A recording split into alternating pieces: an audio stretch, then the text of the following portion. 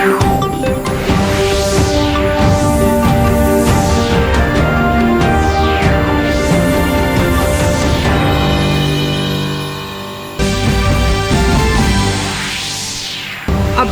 के विरोध प्रदर्शन को देखते हुए रेलवे बोर्ड ने स्थगित की भर्ती परीक्षाएं।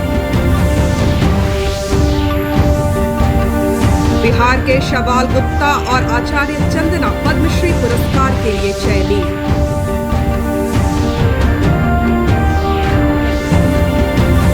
राज्य सरकार कृषि और इससे जुड़े प्रतिनिधियों से कर रही है बजट पूर्व चर्चा।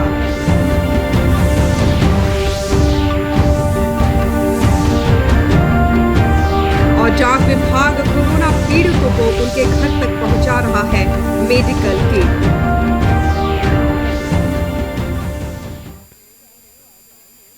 नमस्कार, मैं हूं तन्वी और अब आइए खबरों को देखते हैं विस्तार से। रेलवे बोर्ड की विभिन्न परीक्षाओं के रिजल्ट में संशोधन की मांग को लेकर अभ्यर्थियों के आंदोलन के आलोक में रेल मंत्रालय ने परीक्षाएं स्थगित कर दी। यह स्थगन आदेश आरआरबी के एनटीपीसी रिजल्ट और ग्रुप डी की परीक्षा में कथित धांधली के बाद जारी किया गया है। मंत्रालय ने मामले की जांच के लिए कमेटी भी गठित कर दी है। रेल मंत्री अश्विनी वैष्णव ने आंदोलन कर रहे छात्रों से कानून व्यवस्था बनाए रखने की अपील की। अटैक करते हैं, उसको डिस्ट्रॉय करने की कोशिश करते हैं, तो उसमें जो प्रक्रिया पुलिस की होती है वो होनी अगर हुई है, मेरी बात आप इसमें स्पष्ट रखिए कि मैं छात्रों को कह रहा हूं कि आपकी संपत्ति है, आप अपनी संपत्ति को जलाने के लिए क्यों बाहर निकले। और हम आपकी बात को शुरू से सुन रहे हैं। जिस दिन आपने पहले ये पॉइंट रखा उसी दिन हमने तुरंत इसका, जैसे ही दूसरे दिन ही मेरे नज़र में आ गई थी बात ये, और दूसरे दिन मैंने तुरंत सारा ये टेबल मंगवाया कि आप मुझे एग्जैक्ट बताओ हर एक लेवल पे क्या वैकेंसी है। रेलवे बोर्ड की विभिन्न परीक्षाओं में रिजल्ट में संशोधन की मांग को लेकर अभ्यर्थियों का आंदोलन कल भी जारी रहा। अभ्यर्थियों के ने प्रदेश के कई स्टेशनों पर ट्रेनों का परिचालन बाधित किया। इससे यात्री भी परेशान हुए। गया रेलवे स्टेशन पर ट्रेन में जमकर तोड़फोड़, आगजनी और पुलिस तथा छात्रों के बीच पत्थरबाजी की घटना हुई। इस दौरान छात्रों ने गया जंक्शन के अलावे दूसरी संपत्ति को भी नुकसान पहुंचाया। रेलवे सुरक्षा बल और छात्रों के बीच पत्थरबाजी हुई। छात्रों के हंगामे को नियंत्रण करने के लिए पुलिस की ओर से आंसू गैस छोड़े गए।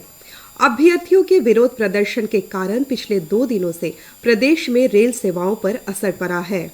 इस घटना के बाद प्रदर्शनकारी अभ्यर्थियों को हिरासत में भी लिया गया है। जिलाधिकारी डॉक्टर त्यागराज गया जंक्शन पर पहुंचकर स्थिति का जायजा लिया। उन्होंने बताया कि उपद्रवियों को चिन्हित कर कार्रवाई की जाएगी। रेलवे की संपत्ति को नुकसान पहुंचाना ठीक नहीं है। आंदोलनकर्ताओं को हम लोगों ने समझाया, सारे बातें जो अभी कमेटी बनी है और जो ईमेल दिया गया है जिसमें डालने के लिए, अपना ग्रीवेंस डालने के लिए, सारे बातें उनको माइक के माध्यम से भी बोला गया है और आंदोलन करते हट गए। लेकिन कुछ असामाजिक तत्व जो हैं बीच बीच में आकर के डिस्टर्ब कर रहे हैं, उनको चिन्हित की जा रही है। कुछ लोगों को डिटेन की गई है और उन लोगों को चिन्हित करके कानूनी कार्रवाई की जाएगी। और अभी हम लोग रेलवे अथॉरिटीज के संपर्क में हैं, सब लोग यहाँ उपस्थित हैं। हम लोग जो ट्रेन हैं उसको सिक्योर करने का योजना बना करके, ताकि रात में कोई घटना नहीं हो, उस पर हम लोग ध्यान दें। इस बीच अभ्यर्थियों के उग्र प्रदर्शन को देखते हुए रेलवे बोर्ड ने पूरे मामले की जांच के लिए समिति गठित की है। यह जानकारी देते हुए पूर्व मध्य रेलवे हाजीपुर के सीपीआरओ राजेश कुमार ने छात्रों से शांति बनाए रखने की अपील की है। से सलाह है, निवेदन है कि वे ऐसा न करें। और अभी सूचना हम लोग को मिल रही है कि रेलवे बोर्ड ने छात्रों की समस्या के निराकरण के लिए एक कमेटी का गठन कर दिया है। अतः मेरा छात्रों से निवेदन है कि वे वापस अपने अपने घरों पर जाएं, शांति बनाए रखें और रेल राष्ट्र की संपत्ति है, इसको नुकसान न पहुंचाए। साथ ही जो हमारे रेल यात्रा करने वाले यात्री हैं उनको कोई तकलीफ न पहुंचाए। इसलिए मेरा पुनः निवेदन है सभी छात्रों से कि वो स्टेशन परिसर से अविलंब वापस अपने अपने घरों को लौट जाए।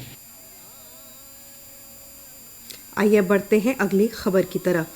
केंद्र सरकार ने बिहार की 2 विभूतियों को पद्मश्री पुरस्कार से सम्मानित करने की घोषणा की है। समाज सेवा के क्षेत्र में आचार्य चंदना जी और शिक्षा तथा साहित्य के क्षेत्र में शैवाल गुप्ता को पद्मश्री पुरस्कार से सम्मानित किया जाएगा। शैवाल गुप्ता को मरणोपरांत यह सम्मान दिया जाएगा। आचार्य चंदना जी विरायतन नामक संस्था की संस्थापिका हैं। शैवाल गुप्ता की पहचान एक अर्थशास्त्री, राजनीतिक और सामाजिक विचारक की रही है। आजादी के अमृत महोत्सव के तहत गणतंत्र दिवस के इतिहास पर आइए देखते हैं यह खास रिपोर्ट।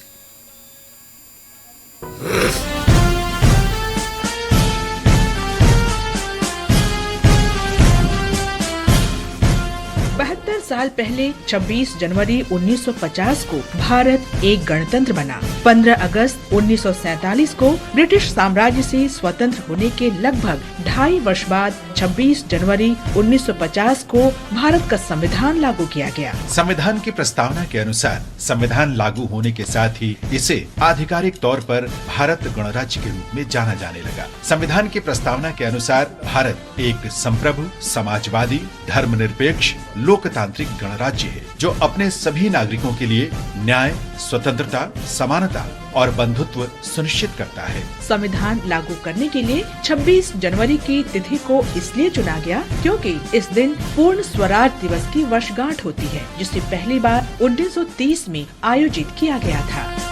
1950 में दिल्ली में इस दिन की शुरुआत भारत के 34वें और अंतिम गवर्नर जनरल चक्रवर्ती राजगोपालाचारी द्वारा भारत गणराज्य के जन्म की घोषणा के साथ हुई थी। इस अवसर पर इंडोनेशिया के राष्ट्रपति सुकर्णो मुख्य अतिथि थे। डॉक्टर राजेंद्र प्रसाद ने गवर्नमेंट हाउस के दरबार हॉल में भारत के पहले राष्ट्रपति के रूप में शपथ ली। इसके बाद राष्ट्रपति ने एकत्रित विशाल जनसमूह को पहले हिंदी में और फिर अंग्रेजी में संबोधित किया। आज हमारे लंबे और अनूठे इतिहास में पहली बार हम पाते हैं कि इस विशाल भूमि को एक साथ एक संविधान और एक संघ के अधिकार क्षेत्र के अंतर्गत लाया गया है, जो यहाँ रहने वाले 32 करोड़ से अधिक पुरुषों और महिलाओं के कल्याण की जिम्मेदारी लेता है। डॉक्टर प्रसाद ने भारत का राष्ट्रीय ध्वज तिरंगा फहराया। वे इस समारोह में 8 घोड़ वाली शाही बग्घी में आए। रास्ते में हजारों लोगों ने उनका स्वागत किया। वे राजघाट भी गए और महात्मा गांधी को श्रद्धांजलि दी।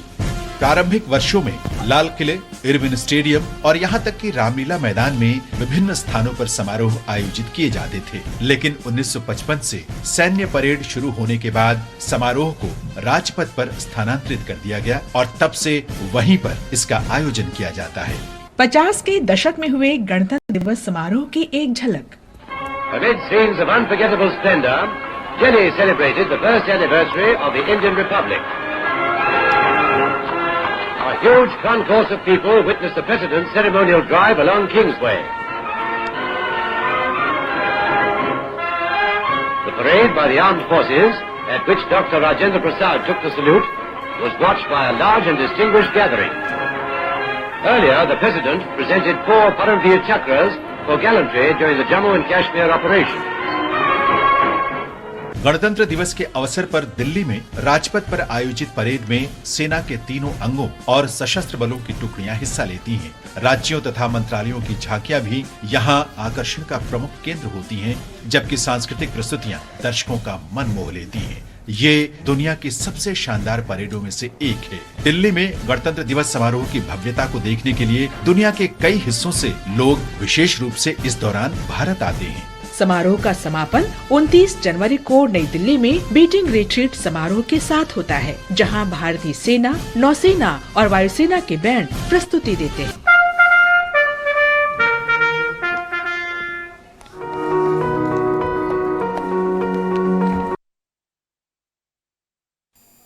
समाचारों का सिलसिला जारी रहेगा, लेकिन फिलहाल यहाँ रुकते हैं एक छोटे से अंतराल के लिए।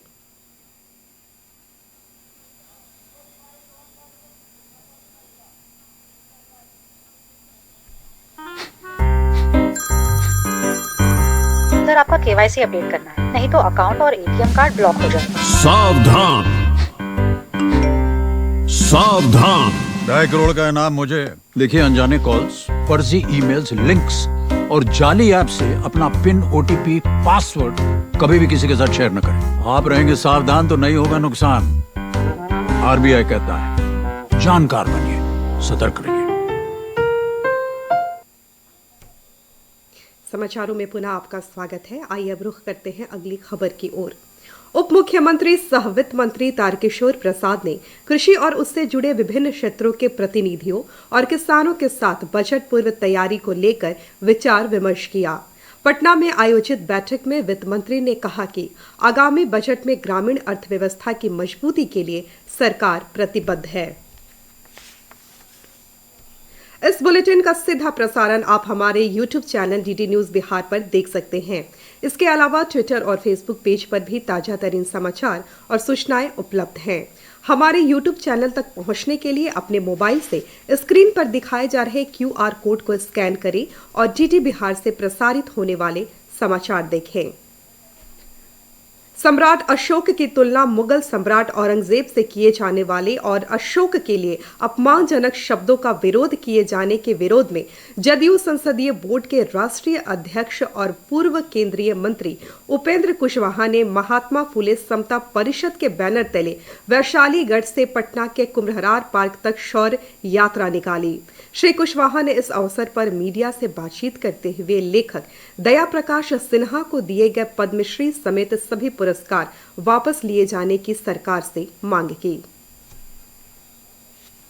औरंगजेब से सम्राट अशोक की तुलना कर दी और कहा कि सम्राट अशोक और औरंगजेब के अपमान कोई अनजाने नहीं हुआ, जानबूझकर एक साजिश के तहत ऐसा अपमान हुआ है और इसके पीछे मंशा यह है कि अगर इस अपमान को होने के बावजूद कहीं से उसके खिलाफ आवाज न आए तो आगे आने वाले दिनों में और ज़्यादा ही सम्राट अशोक की छवि को धूमिल करने का प्रयास किया जाएगा।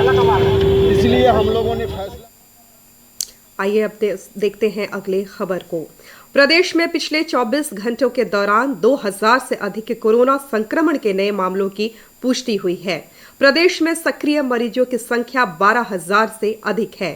डाक विभाग राज्य सरकार के निर्देश के अनुपालन में कोरोना पीड़ितों को उनके घर तक कोरोना किट पहुंचा रहा है। देखिए पूर्णिया से जयप्रकाश मिश्र की ये रिपोर्ट।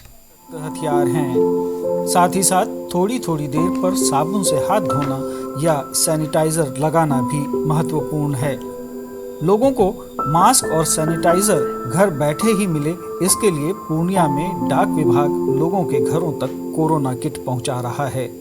पोस्टमैन बबलू कहते हैं कि जैसे ही उन्हें विभाग द्वारा नाम और पता मिलता है वे किट लेकर लोगों के घर जाकर उन्हें देते हैं। ये एक तरह की समाज सेवा भी है। पब्लिक सेवा में हम लोग निकलते हैं, वितरण करते हैं कि लोगों की दिक्कत को दूर किया जा रहा है, उनसे मिल के उनको दिया जा रहा है। पूर्णिया प्रमंडल पूर्णिया के डाक अधीक्षक विनय कुमार सिंह की माने तो बिहार सरकार के स्वास्थ्य विभाग और डाक विभाग के बीच हुए समझौते के अनुसार प्रत्येक दिन कोरोना पीड़ितों की नई लिस्ट डाक विभाग को भेजी जाती है। बिहार के सभी डाकघरों में कोरोना किट का स्टॉक दिया गया है। जैसे ही डाक विभाग को नया नाम और पता मिलता है, डाकिये उनके पते पर कोरोना किट पहुंचा देते हैं। मैंने बिहार में कितने आदमी कोरोना पीड़ित हो गए, आज वो फिर उतना किट हम लोग को यहाँ दे दी, उससे ज़्यादा हम लोग को स्टॉक दिया गया है।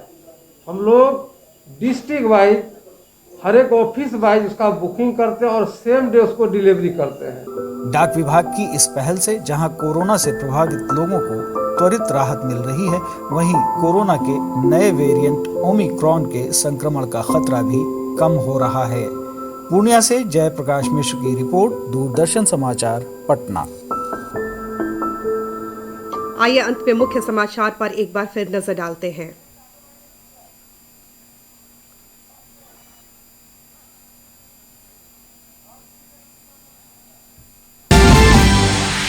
अभ्यर्थियों के विरोध प्रदर्शन को देखते हुए रेलवे बोर्ड ने स्थगित की भर्ती परीक्षाएं। बिहार के शबाल गुप्ता और आचार्य चंदना पद्मश्री पुरस्कार के लिए चयनित।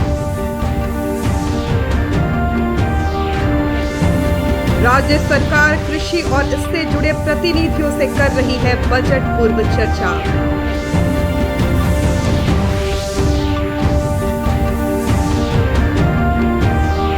और डाक विभाग कोरोना पीड़ितों को उनके घर तक पहुंचा रहा है मेडिकल किट्स।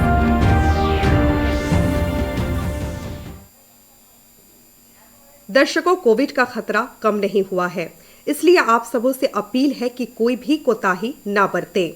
मास्क पहने, सुरक्षित दूरी का पालन करें और अपने हाथों को सैनिटाइज करते रहें। नमस्कार।